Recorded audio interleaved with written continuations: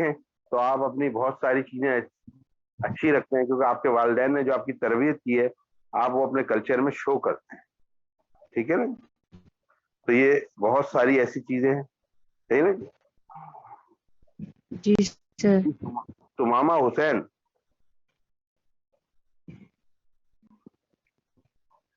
तुमामा हुसैन, तुमामा हुसैन सो रहे हैं आप क्या? चैट पे क्यों आ रहे हो भाई? आवाज दो। यस सर का क्या मतलब है? माइक तुमने बंद किया हुआ है?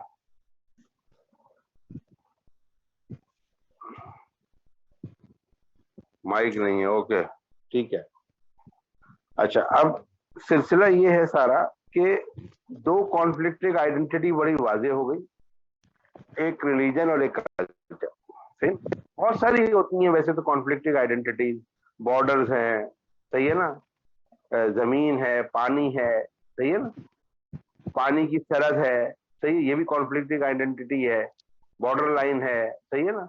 इतनी बहुत सारी कॉन्फ्लिक्टिंग आइडेंटिटीज है दुनिया के अंदर, और बहुत सारी कॉन्फ्लिक्टिंग आइडेंटिटीज की वजह से ही मसाइल होते हैं। ठीक है। एक चीज है नेशनलिज्म। नेशनलिज्म समझते हैं क्या है आप?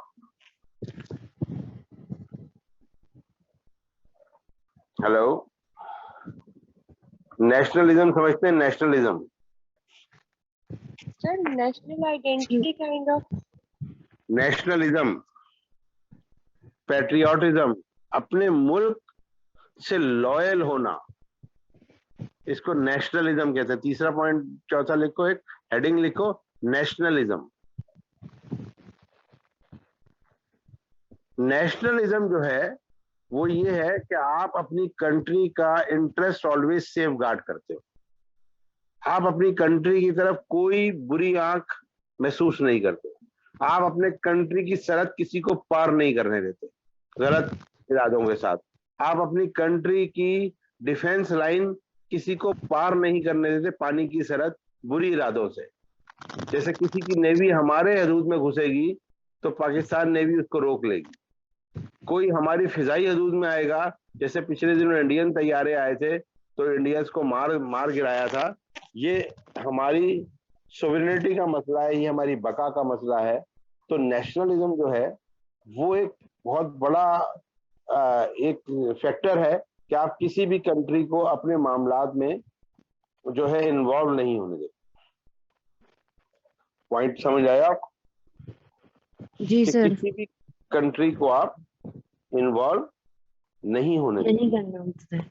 अपनी सरहदी मामलात, अपने अंदरूनी मामलात और सारे मामलात में किसी को भी। तो नेशनलिज्म वो चीज है कि जो safeguard the interest of the country. It basically a loyalty of the country. You will never compromise on the national issues of the country.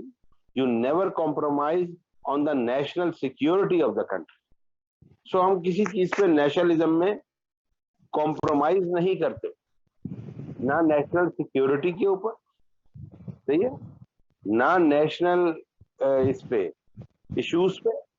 We always consider the things that our country has its own sovereignty and own decision making process and own dignity.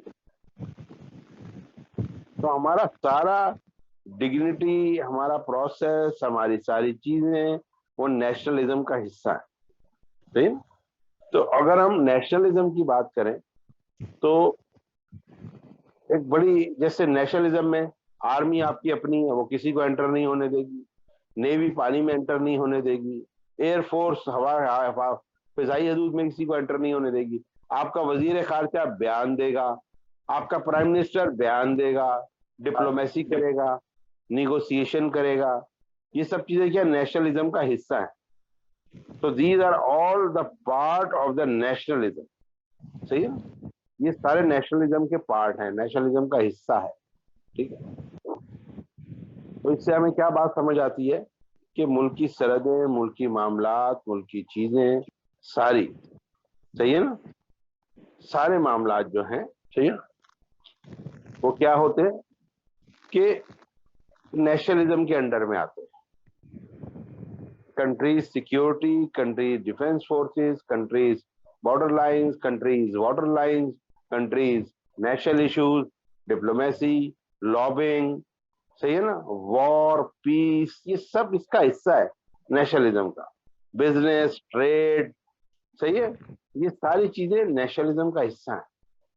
Business भी nationalism का हिस्सा है, trade भी nationalism का हिस्सा है, air force आपकी ये सारी डिफेंस फोर्सेस नेशनल सिक्योरिटी का हिस्सा है। ये सब नेशनलिज्म में आते हैं। और नेशनलिज्म क्या चीज है कि आप किसी को भी बर्दाश्त नहीं करते कि आपके मुल्क की तरफ कोई गलत आंख से देखे या आप कोई नेशनल सिक्योरिटी को आपकी चैलेंज करे। तो आपको इससे क्या समझ आई कि नेशनलिज्म क्या चीज है?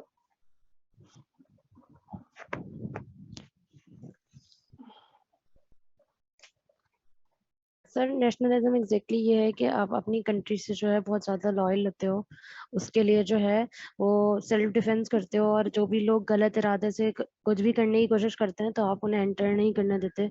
बहुत सारी मतलब चीजें। नेशनल सिक्योरिटी इशू अगर आप ओवरऑल एक लैंग्वेज में बहुत सही बता रही हैं आप, नेशनल सिक्योरिटी इश्यूज, सही है ना, international diplomacy, international trade, international अपना बिजनेस, ये सारा नेशनलिज्म का हिस्सा है। और सर ये नेशनलिज्म ये पॉइंट है, आराम आराम से करें ना। अच्छा मैं बता रहा हूँ कि security, countries security issues, defence forces, security issue, defence forces, diplomacy,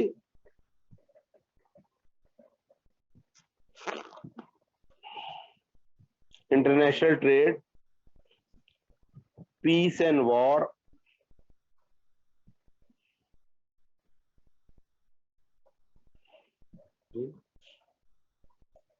मतलब ओवरऑल आप इसको जो लिखेंगे वो लिखेंगे नेशनलिज्म इस, जैसे हमना ने बताया, is the overall of the loyalty of the country, you always safeguard the interest of the country, सही है ना, you always safeguard the national issues of the country, सही है ना, one has to be patriotic, हर आदमी को अपने मुल्क से प्यार करना चाहिए और नेशनल इश्यूज के ऊपर एक हो जाना चाहिए। जैसे फर्ज कीजिए हमारे यहाँ इंडिया अटैक कर दे तो हमारे यहाँ शिया, सुन्नी, बरेलवी, दरे, आप जितने भी देवबंदी हैं, ये सारे इश्यूज खत्म हो जाएंगे। We always stand against India, हम इंडिया के अगेंस्ट सब खड़े हो जाएंगे, नहीं भाई, सही है ना, ऐसा नहीं हो सकता कि आप हमसे जंग करेंगे तो हम इकट्ठे। ये नेशनल इश्यूज। तो इंटरनेशनल पार्टीज, एनी हो, वट एवर द थिंग्स, है ना, इन सब को बेसिकली यही करना होता है कि वो इस मामलात को देखें, ठीक है ना। अच्छा जब सेशन एंड हो जाए ना जिस वक्त, तो अटेंडेंस कौन भेजेगा मुझे? सर या तो इकरा सर भेज मैं देंगे या दे दूंगी। अच्छा अगली क्लास में आप लोगों को हम रिवाइज करेंगे इसी टॉपिक को।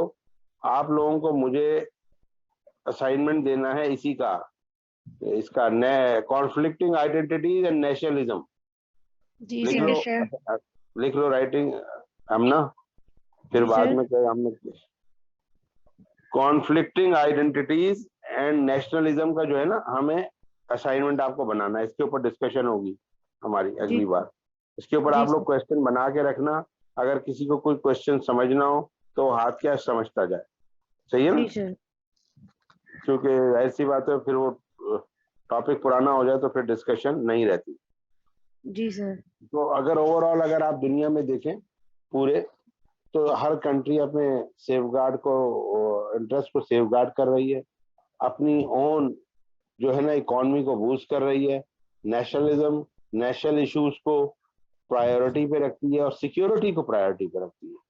पूरी दुनिया में जो सबसे ज्यादा प्रायोरिटी है वो सिक्योरिटी है ऑफ द कंट्री है।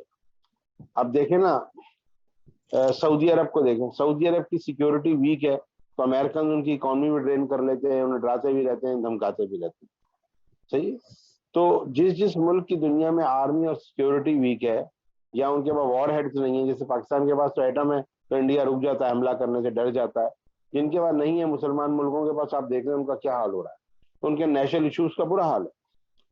तो पाकिस्तान के अंदर अल्हम्दुलिल्लाह कम से कम ये है कि सारे नेशनल इश्यूज जो हैं वो बेहतरीन तरीके से टैकल किए जाते और बेहतरीन अमल है सारा, ठीक है ना।